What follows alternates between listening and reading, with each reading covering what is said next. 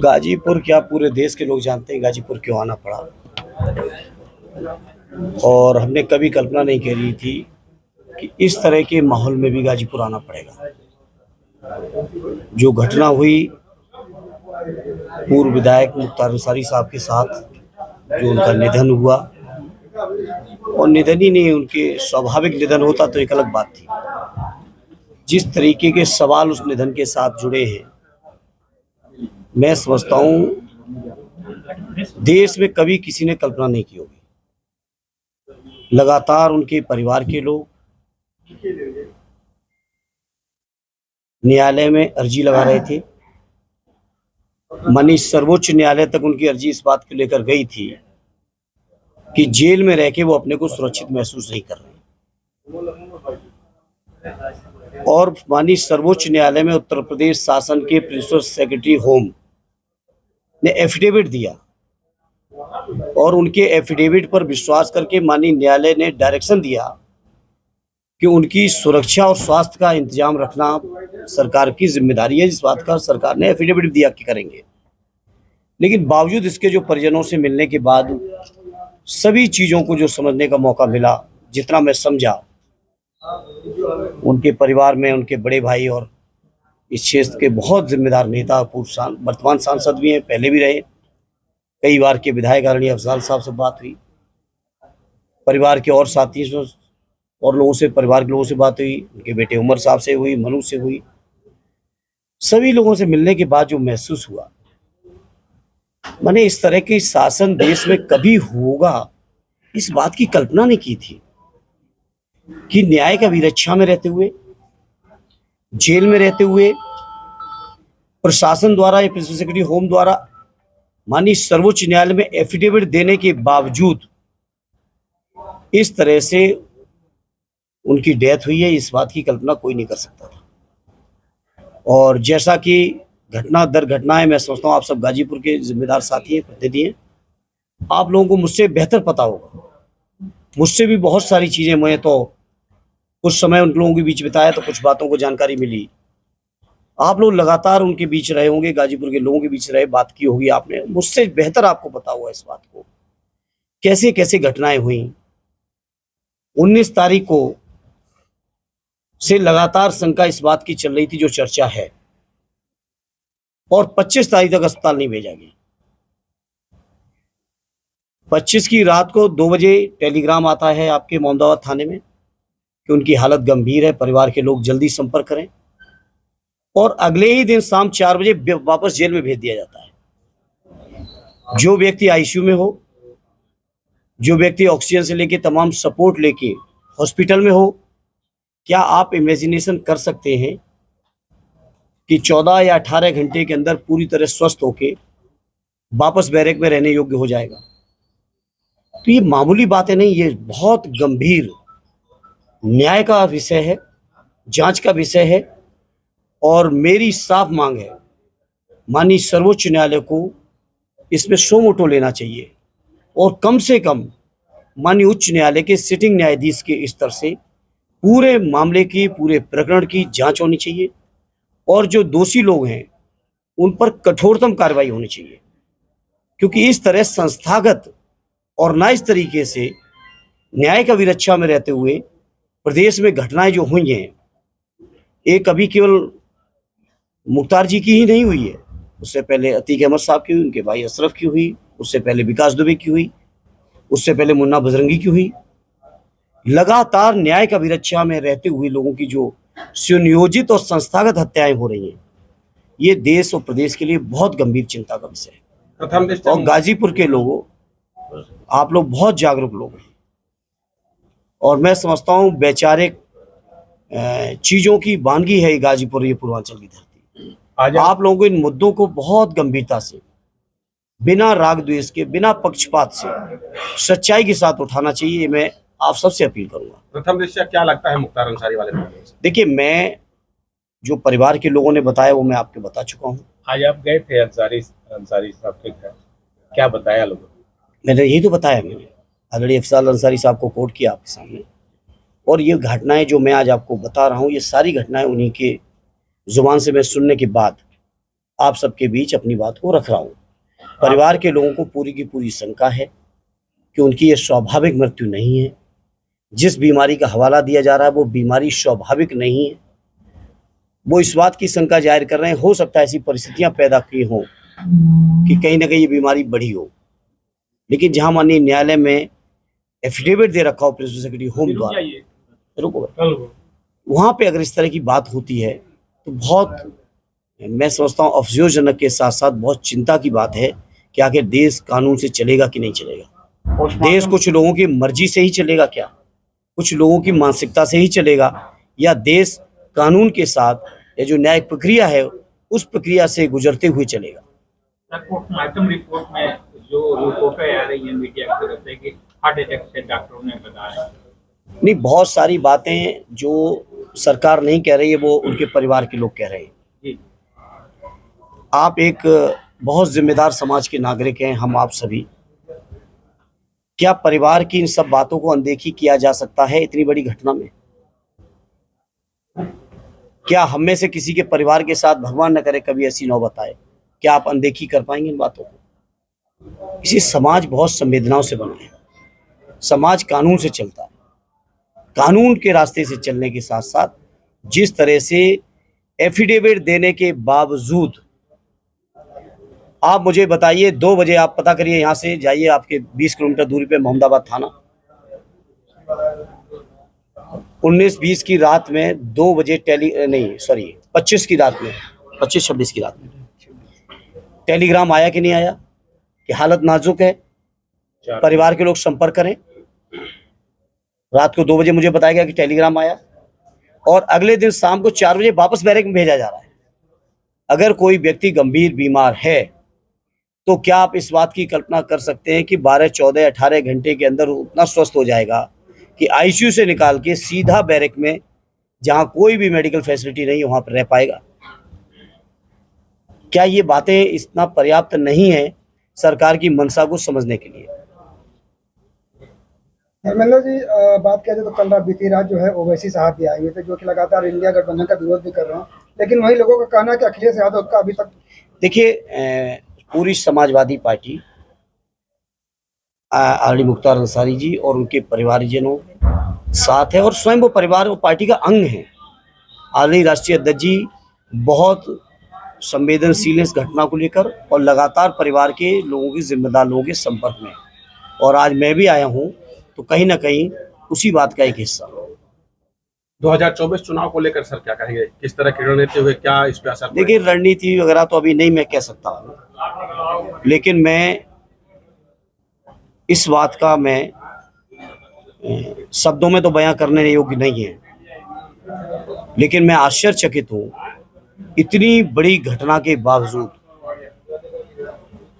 आदरणीय अफजाल अंसारी साहब और उनके परिवार के लोग,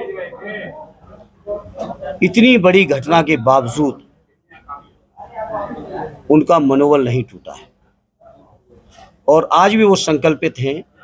जो लड़ाई उन्होंने शोषित लोगों की, पीड़ित लोगों की, वंचित लोगों की, गरीबों की, मजलूमों की, जिस लड़ाई को वो लड़ते रहे, उस लड़ाई को बहुत मजबूती से लड़ते हुए न केवल जनपद गाजीपुर में बल्कि पूरे पूर्वांचल में वो लड़ाई को आगे बढ़ाने का काम करेंगे। ये बातें मैं आज सुन के मैं खुद आश्चर्यचकित था, चूंकि मैं एक बहुत संवेदनशील व्यक्ति हूँ। स्वाभाविक है इतनी बड़ी परिवार में जब घटना हो तो लोगों की हिम्मत अन्य सामाजिक, राजनीतिक की अन्य चीज़ों की नहीं हो पाती है, लेकिन बहुत बहादुर लोग हैं और कहीं ना कहीं स्वतंत्रता संग्राम सेनानियों का खून उस परिवार के लोगों की नसों में दौड़ रहा है। कब्रिस्तान भी गए थे आप? जी बिल्कुल गए थे, वहाँ फूल चढ़ा। पल्लवी पटेल और ओवैसी ने जो तीसरा मोर्चा बनाया है पीडीएम, हमें कोई फर्क नहीं पड़ता इन बातों से कि कौन क्या कर रहा है। मैं आज संवेदना देने आया हूँ गाजीपुर में, कोई राजनीति करने नहीं आया हूँ।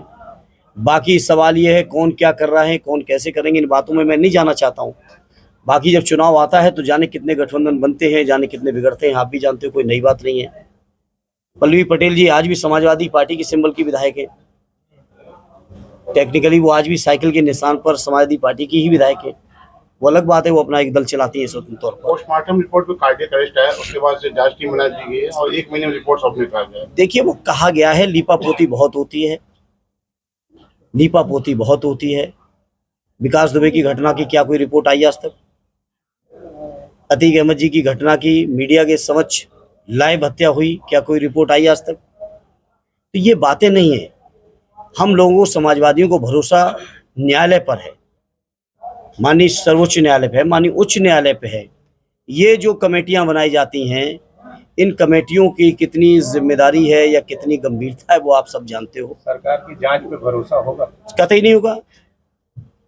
जब सरकार ही कटघरे में है, सरकार के अधीन रहते ही इतनी बड़ी घटना हुई, सरकार के अधीन रहते ही अगर वो गंभीर बीमारी में थे तो 18 घंटे भी नहीं लगे, वापस बैरक में भेजे गए।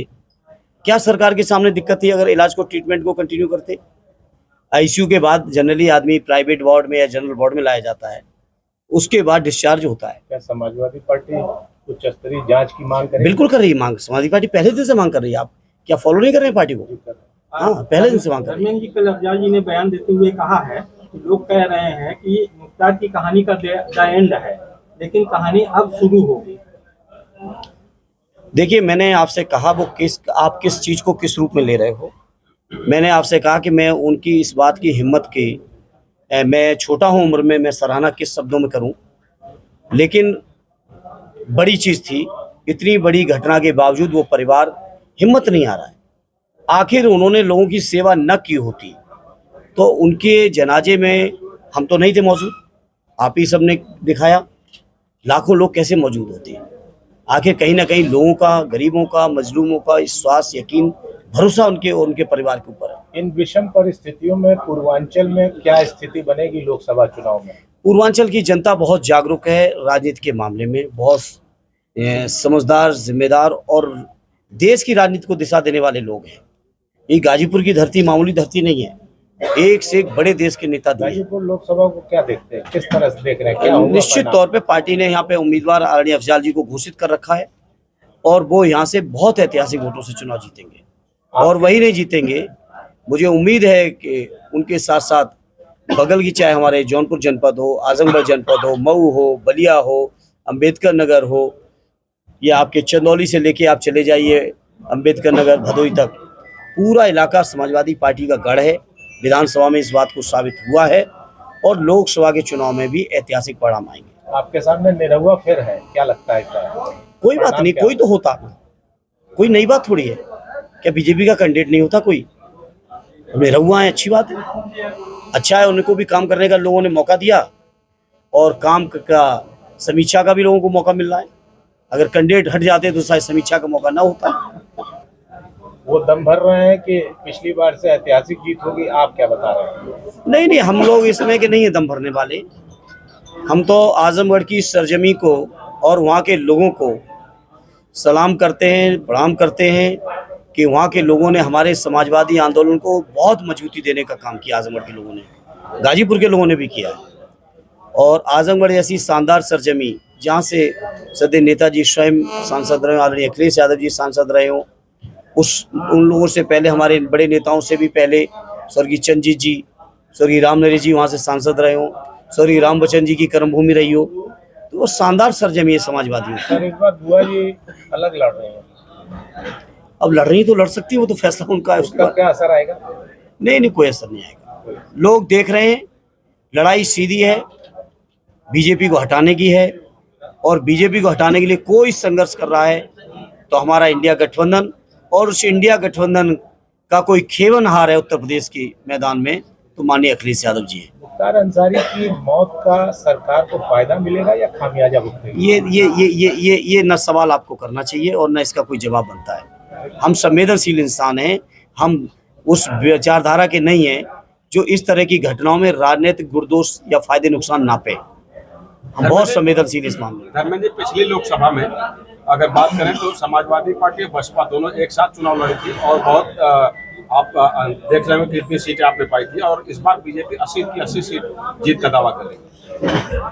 अगर बीजेपी ने 20, अगर बीजेपी के दावों को आप इतना गंभीरता से लेते हैं मेरे पत्रकार साथी, तो आप बीजेपी के उस दावे को भी गंभीरता से लीजिए और उसका हिसाब किताब भी लीजिए, राजनीतिक व्यक्ति का या राजनीतिक दल का या उनके घोषणा पत्र का या दावों का, जिसमें उन्होंने कहा था कि हर साल 2 करोड़ रोजगार देंगे।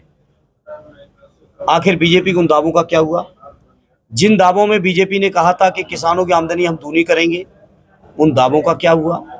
जिन दावों में बीजेपी के लोगों ने कहा था हम महंगाई कम कर देंगे, पेट्रोल डीजल का दाम बहुत नीचे ले आएंगे, क्या वो दावे सच हो गए?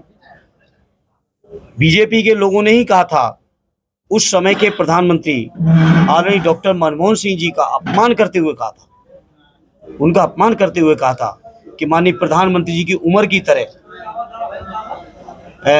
डॉलर की कीमत में रुपया बढ़ता चला जा रहा है। कहा था या नहीं कहा था? पत्रकार मित्रों, आप पे रिकॉर्डिंग होगी। आखिर उन दावों का क्या हुआ? आखिर उन दावों का बीजेपी का क्या हुआ जिन दावों में बीजेपी के लोगों ने कहा था देश नहीं बिकने दूंगा? मैं बीजेपी के जो भी साथी हों उनसे पूछना चाहता हूं, और आप लोग कोई पूछ सके तो पूछिएगा, मेरे नाम से पूछिएगा कि आखिर देश बिकने की बीजेपी की परिभाषा क्या थी? जहां रेल बेच दिया, तेल बेच दिया, बीमा बेच दिया, सरकारी बैंकें बेच दी, हवाई अड्डे बेच दिए, हवाई जहाज बेच दिए, बंदरगाह बेच दिए, बड़ी से बड़ी कंपनियां बेच दी। आखिर बीजेपी के लोगों की नज़रों में देश बेचने की परिभाषा क्या है? तो बीजेपी का जो दावा पिछले 14 से लगातार अलग अलग चुनावों में अलग अलग मौके पे होते रहे हैं, उन दावों में अगर सच्चाई हो तो हम 400 पार के दावा उनको स्वीकार कर लें। और उन दावों में जो हालत है, जैसे हमारे यहाँ हम इंतजार कर रहे थे खाता खुलवा के 15 लाख आएंगे, आप में से बहुत सारे लोग वेट कर रहे होंगे, 15 लाख आ जाएंगे। अगर वो दावे उनके सच निकले हों तो ये दावा सच मान लो, और अगर वो दावे सच नहीं निकले हों तो बीजेपी के किसी दावे को जनता गंभीरता से नहीं लेती है। सर, पिछली बार लोकसभा चुनाव में 2 युवाओं का साथ फिर रहा, यानी कांग्रेस में राहुल गांधी और समाजवादी पार्टी से अखिलेश यादव, तो इस बार भी 2 युवा फिर साथ में है, तो क्या लगता है कि उत्तर प्रदेश में बहुत ऐतिहासिक परिणाम आएगा? उत्तर प्रदेश से तो आएगा ही आएगा, उत्तर प्रदेश के साथ साथ पूरे देश से आएगा। और जैसा कि उत्तर प्रदेश के बारे में पूरे देश में एक मान्यता है कि उत्तर प्रदेश जिधर चल निकलता है सरकार दिल्ली में उसी की बनती है, तो इस बार उत्तर प्रदेश बीजेपी को हटाएगा, इंडिया गठबंधन को लाएगा, आदरणीय अखिलेश यादव जी की और माननीय राहुल गांधी जी के मान और सम्मान को हमारा प्रदेश बढ़ाएगा। लेकिन उनके प्रदेश अध्यक्ष का ये कहना है कि वो जहाँ भी सपा का प्रत्याशी उनका प्रचार नहीं करेंगे। अजय राका, मुझे जानकारी नहीं है, और उन्होंने किस परिप्रेक्ष्य में कहा है, क्यों कहा है, मुझे जानकारी नहीं, इसलिए मैं उस पर कोई बात का न सकारात्मक न नकारात्मक कोई बात मैं उस मामले में नहीं कहूंगा। बसपा के गठबंधन टूटने अभी कल ही रामलीला में कांग्रेस और समाजवादी नेता सब साथ थे दिल्ली में। अब मुझे नहीं मालूम कौन से परिप्रेक्ष्य में क्या बात आप लोगों ने उठा ली है। कई बार आप लोग भी तो सब कुछ अच्छा चलता है तो आपको दिक्कत होती है। बसपा गठबंधन टूटने से कोई मतलब बसपा का बना कहाँ था कि टूटा है? 2019 में बना, तो 19 के बाद 22 की परफॉर्मेंस क्या रही? आप ही की जेल में उठाइए, आप ही की जेल में उठाइए। अखिलेश जी का आना है सर इधर? ऑलरेडी अर्षित जी अभी टिकटों में और तमाम रणनीति में व्यस्त हैं, और बिल्कुल आएंगे, क्यों नहीं आएंगे। सर, लोकसभा चुनाव के लिए बीजेपी कह रही है कि ऐसा कोई काम आप लोग मत करिएगा, जनता से अपील कर रही है कि श्री राम मंदिर बन चुका है और राम के सामने आप नजर न मिला पाए। किसने कहा है? विपक्ष के लोग कह रहे हैं, भाजपा के लोग कह रहे हैं, जगह जगह। नहीं, बीजेपी के लोगों को छोड़िए, इनकी बातों को छोड़ ही दियो, सवाल इनसे मुद्दों पे करो। और पत्रकार मित्रों, आपकी भी जिम्मेदारी है और आपका भी इसी में हित है और आपका भी इसी यही कर्तव्य है देश के लिए भी। हम राजनीतिक लोगों के साथ साथ आपकी भी जिम्मेदारी यही बनती है लोकतंत्र के चौथे स्तंभ के तौर पर, क्योंकि बीजेपी के लोग लोकतंत्र खत्म करना चाहते हैं। बीजेपी के लोग बाबा साहब भीमराव अम्बेडकर जी के बनाए हुए संविधान को सिर्फ इसलिए खत्म करना चाहते हैं कि उस संविधान में समाज के हर व्यक्ति को समान अधिकार मिले हैं, समान अवसर मिले हैं, समान न्याय मिला है, समान मौका मिला है। और यदि कोई दबा है, कुचड़ा है, समाज में बैक वेंचर बनाया गया है, तो उसको आगे लाने का एक इंतजाम है जो संवैधानिक व्यवस्था है, उसमें भारतीय जनता पार्टी का भरोसा नहीं है। और इसीलिए बीजेपी के लोग कहते हैं कि मुझे 400 पार चाहिए, क्योंकि वो चाहते हैं लोकसभा में 2/3 का बहुमत हो जाए, मन चाहा संविधान बना लें। इसीलिए प्रधानमंत्री जी ने भी बयान दिया कि कुछ ऐसे फैसले होंगे जो हजारों साल लोग याद करेंगे। तो तरह बीजेपी के लोगों से पूछो कि आखिर वो फैसले क्या हैं। जनता को तो जानने का हक है ना, क्या फैसले लेने वाली है।